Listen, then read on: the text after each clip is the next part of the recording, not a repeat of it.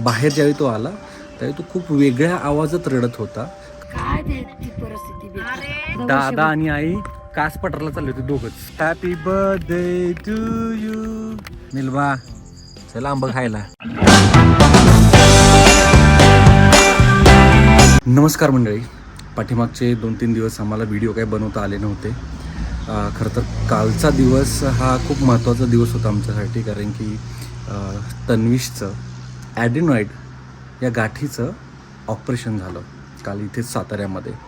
आणि मग त्यामुळे आम्ही आधीचे 2-3 दिवस बिझी होतो. आधी चेकअप वगैरे केलं, मग तन्विशला रेडी करायचं होतं. तन्विशला सकाळपासून पाणी द्यायचं नव्हतं जोपर्यंत ते ऑपरेशन होणार होतं, कारण की बुलीचं इंजेक्शन द्यायचं होतं. ते जे ॲडेनॉइडचं मी ऑपरेशन केलं ते सातारचे ते ठोके डॉक्टर आहेत त्यांच्याकडे केलं, जे कान नाक घसावाले ते स्पेशलिस्ट आहेत इकडचे. सो खरं तर 3-4 दिवस आधी आम्ही तिचं चेकअप केलं होतं. ते पूर्णपणे आम्ही एक्सरे काढले होते. त्याच्यामध्ये कळलं होतं की खूप मोठी गाठ आहे, त्याला श्वास घेता येत नव्हता. तो रात्री झोपतानासुद्धा असा उठून बसून मग तो श्वास घ्यायचा, म्हणजे असा आम्हाला टेकून झोपायचा. सो अशा बऱ्याच गोष्टींचे प्रॉब्लेम्स त्याला फेस करावे लागत होते आणि त्याची चिडचिड पण जास्त होत होती. सो मग आम्हाला ऑपरेशन करणं हे भाग पडलं. मग आम्ही काल ऑपरेशन केलं. डिफिकल्ट ऑर्डर होता आम्हालासुद्धा, कारण की ते म्हणजे लेझर ट्रीटमेंट होती. तन्विषच्या नाकाच्या आतमध्ये ती घालून, जी नळी असते ती घालून ती ट्रीटमेंट करावी लागली. आणि बाहेर ज्यावेळी तो आला त्यावेळी तो खूप वेगळ्या आवाजात रडत होता. खरं तर बाहेर यायच्या आधीच त्याची भूल उतरली होती, हे विशेष वाटलं आम्हाला, कारण की भूल तर दिली ती डॉक्टरांनी. आणि नंतरनं ती भूल इतक्या लवकर उतरली, कारण की अजून एक मुलगा त्या शेजारच्या बेडवरती होता ज्याची भूल लवकर उतरलीच नव्हती. तो पोरगा झोपतच होता. आता ह्याची लवकर भूल उतरली त्याच्यामुळे त्याला दुखत असणार आहे कदाचित, त्यामुळे आम्हाला थोडंसं टेन्शन आलं होतं. बट तिथून मग दिवसभर त्याला तिथेच ठेवलं. एक दिवस पूर्णपणे त्याला तिथे रेस्ट करायला सांगितली आणि मग संध्याकाळी त्याला मी तनिष्का आणि प्रतिमाला तिकडे नेरलेला सोडलं, कारण की इथे मुलं होती. आणि मग मुलांच्यामुळे तो तन्विश बाहेर येणारच, खेळणारच, खाण्यावरती कंट्रोल नाही राहणार, त्याच्यातील लक्ष नाही राहणार. त्यासाठी त्याला नेरलेला, म्हणजेच प्रतिमाच्या माहेरी पाठवलं. आणि तिकडे मी काल सोडून आज मग मी इकडे घरी आलेलो आहे चंचळीला.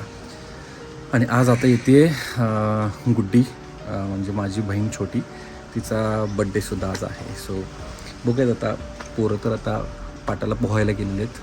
सो तोपर्यंत आता म्हटलं की आपण तुम्हाला सांगावी ही डिटेल. खरं तर ह्याचा व्लॉग बनवायचा की नाही ह्या साशंकतेत होतो, बट थोडे क्लिप्स आम्ही रेकॉर्ड केलेच. तरी पण जस्ट टू कसं आहे की ह्या गोष्टी कॉन्टेंट म्हणून नाही, बट एक आठवण म्हणून की येस, अशा पद्धतीचं एक ऑपरेशन तन्विष्ट झालं होतं. त्यालाही ती गोष्ट ज्यावेळी नंतर तो बघेल मोठं झाल्यानंतर त्यालाही ती गोष्ट कळेल. सो या आठवणी गोळा करतो एकंदरीत आम्ही. आज आहे गुड्डीचा वाढदिवस आणि तो सेलिब्रेट करायला कुठं चालले माहिती आहे का? डोंगरावर. चल की सत्य कुठे, लवकर चला. आज दाजींच्या गाडीमध्ये आम्ही जाणार आहे सगळी मंडळी. बऱ्याच दिवसानंतर गाडी बोलून. हा लँड क्रुझर. हा क्रुझर. गुड्डीचा बर्थडे सेलिब्रेट करण्यासाठी बघा किती गँग आहे.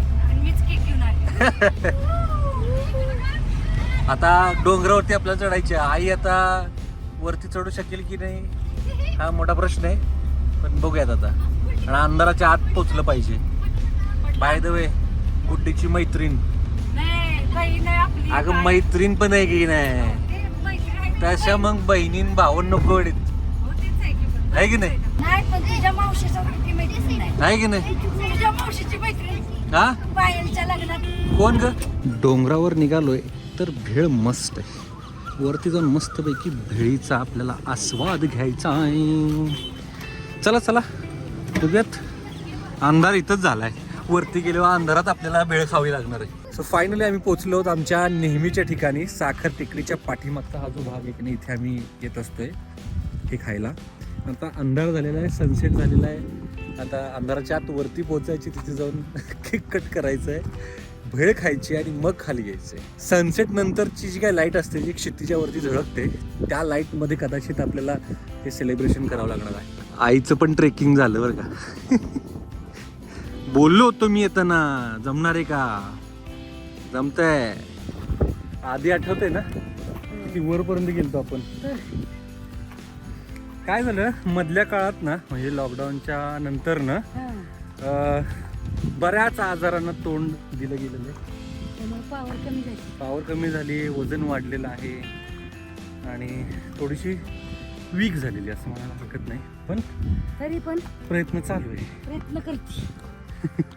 किती काय काय झालं म्हणजे ते हे झालं असेल सुरुवात त्या पुण्याच्या एलर्जी, गोळ्याची एलर्जी झाली खूप अंगावरती अगदी. अटॅक येऊन गेला, हा पुन्हा डेंगू झाला, पुन्हा डोळ्याचं ऑपरेशन, डोळ्याचं ऑपरेशन, हातावरती पडली, हातावर पडली, ती ऍक्सिडेंट झाला तेव्हा हा. हात मोडला तेव्हा. दादा आणि आई कास पठारला चालले होते दोघच फिरायला न सांगता आम्हाला, पडले. न सांगता म्हणजे फिरावं म्हणलं आता परत नंतर आपल्याला जमल नाही जमल होय ना. म्हणून आपलं गेलो फिरायला. बरं सगळं करून आलं सातारा जवळ आणि पडलो गाडी. ए पुढे चला, पुढे थोडस राईटला. हा तिकडेच. अरे लवकर बसून घ्या खाली पटापट, वेळ जातोय आपला. सन ऑलरेडी सेट झालेला आहे. या की इकडे खाली. पहिल्यांदा केक कट करूयात, अंधार होईल नाही तर, मग नंतर आपण भेळ खात बसूयात. चला केक बाहेर काढ विदित, केक बाहेर काढ. चल. अयो गुड्डू गुड्डू एक गुड्डा आहे. सत्या तू आणलास ना. होय ना, पण गुड्डी एक टाइमला बुड्डी होणारच आहे. खरं तर ती आत्ताच झाली ना, तिला म्हणतात ना सगळी म्हातारी. ती पोकती बाई असते ना का घरात, एक सगळ्या गोष्टी पाळायच्या. आज कुठला वार आहे ग गुडे, काय आहे का आज? काहीतरी असेल की अमावस्या, पौर्णिमा बिर्णिमा. हा फिरायला जाताना पण त्या दिवशी काहीतरी कुठली तरी अमावस्या म्हणून सांगितलं. कशाची? शनी अमावस्या होती. हा चला.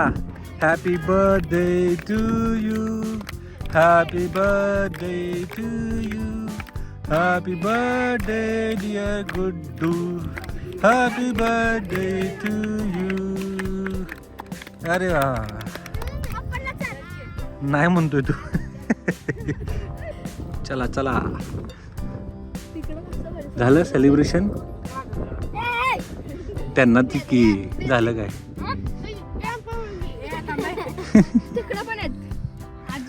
केक लवकर संपवा, आपल्याला भेळ खायची आहे. फक्त आज आमचा सनसेट हुकला, नाहीतर दररोज गावाकडे आल्यानंतर सनसेटचा अनुभव घेतो. बट सनसेटच्या नंतर सुद्धा ढगावरची जी काय किंवा क्षितिजावरती जी काय लाली आलेली आहे ही तर एक नंबरच असते. तो अनुभव एक नंबरच असतो. त्यांची बडबड चालूच आहे बघा. काय म्हणले ग तुम्ही ह्या वयात होता, आता ती तिची मुलं इथला. हा त्या वयात तुम्ही होता, असलं होतं का काय केक आणि काय? अजिबात नव्हतं. काय ते ती परिस्थिती बेकार. हा ना, चालायचं तेवढं. आता करू की सेलिब्रेशन. आता करूया, पण त्यावेळेच मला आठवतं ना परत. होय ना, ही छोटी काय गायची वाड्या. जाऊ दे, मी काय म्हणते, माझाच बड्डे सांगते. माझा नातूचा बड्डे मे मध्ये आम्ही सेलिब्रेट करायचं. हा बड्डे असं की दर शाळेत बी साजरा करायचा नाही, घरी तर कोणच करायचं नाही. आणि 10वीत मेच्या महिन्यात शाळा असायची, क्लास 10वीचा एक्स्ट्राचा. 10वीच्या ह्याच्यात तिला मी 30 रुपये मागितले होते फक्त चॉकलेट वाटायला. बर, ते 30 रुपये सुद्धा मला दिले नव्हते. शेवटी भरत दौडा होता ना आपला, भरत दौड्याने 30 रुपये दिला. म्हणजे धर ही 30 रुपये जा. मग त्यावेळेस मी बड्डे साजरा केला पहिल्यांदा. ती बी माझी काय फक्त केक वाटला. मला तर आठवत पण नाही की माझा बर्थडे लहानपणी कधी साजरा झालाय.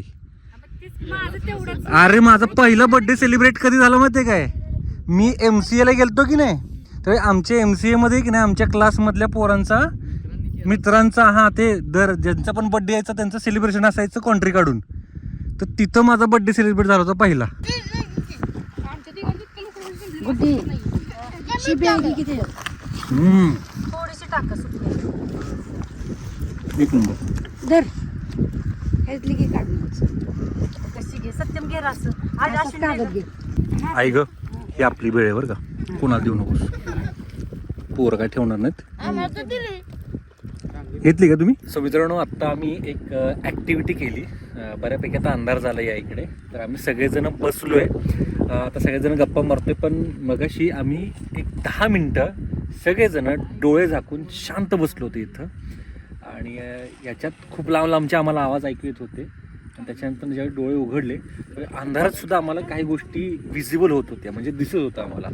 सो याचाच अर्थ असा की ज्यावेळी आपण आपल्या डोळ्यांची पॉवर सेव्ह करतो किंवा उजेडापासून डोळ्यांना संरक्षित करतो, त्यावेळी आपल्या डोळ्याची पॉवर वाढते.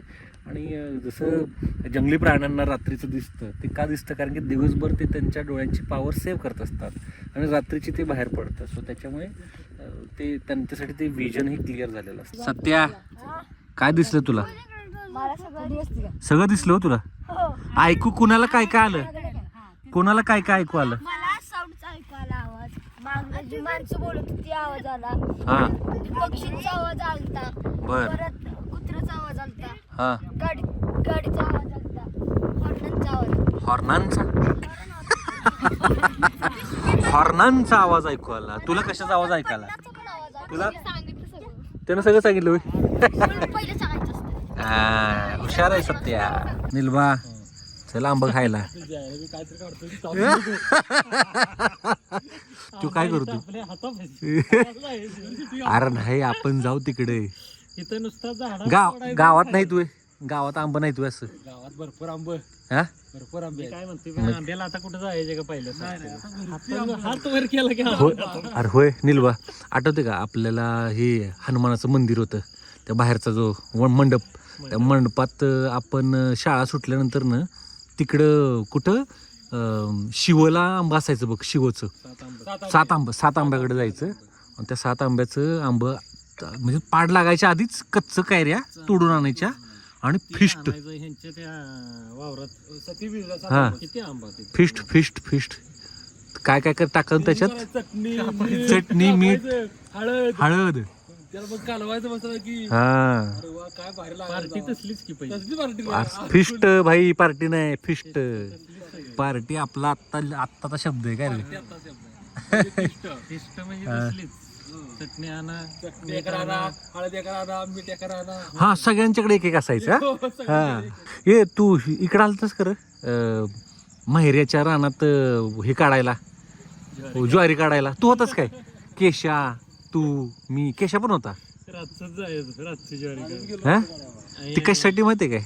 सहलीला सहलीला जायचं. सगळी सहलीला गेलो होतो पोरं. सगळ्यांचे पैसे मग भराय घरनं नाही, पैसे घरनं देतच नव्हते आपल्याला. ज्वाऱ्या काढायच्या आणि ती पैसे तिकडेच भरायचे. अरे पैसेच नसायचं घरी, म्हणजे पैसेच नव्हतं पण आपलं. हा एक नंबर. पण आधीच दिवस गेलं बरं ना, त्याला भारी होतं. पोरं निघाली आता, कालवा निघाला, झोपीत पूर अर्धी.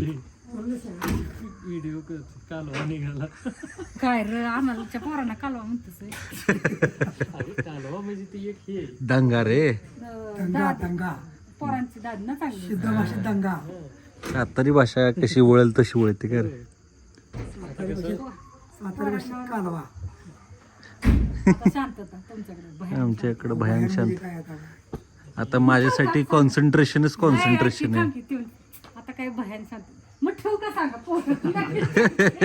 पुढच्या वर्षी विधीत कधीच पोरं मोठी होत नसतात. आहे ग घरात जरी असली की नाही, हा. काय काम नसतं काहीतरी पण इथे सत्या सारख्या हात खेळ जरी असले इथं, आणि ती लोक काय करायची, काय आहे काय काय करत खेळून मी दिला जाते कसली खतरनाक ऍक्टिंग आहे. की वैतागायची. हा बनेनेवर ती काय खतरनाक शो आहे. कोणी काढले दादाची ऍक्टिंग खतरनाक असते. दादा करा की ऍक्टिंग, जावा की तिकडे त्या सिरियल मध्ये. काय घरात करते की ऍक्टिंग. सिरियल मध्ये जावा की, आहेत की दाजी तिकडे. दाजी पण ऍक्टिंग करतात. हा कोणती सिरियल तुमची? हुकुमाची राणी. कोण सिरियल बघत असेल? दाजींना ओळखलं काय? दाजी तुमची सिरियल मध्ये आता बघेल एपिसोड त्यांचा. येईल का? हा लागतं ते. सन मराठी. सन्मान केले. हा. चलो बाय बाय.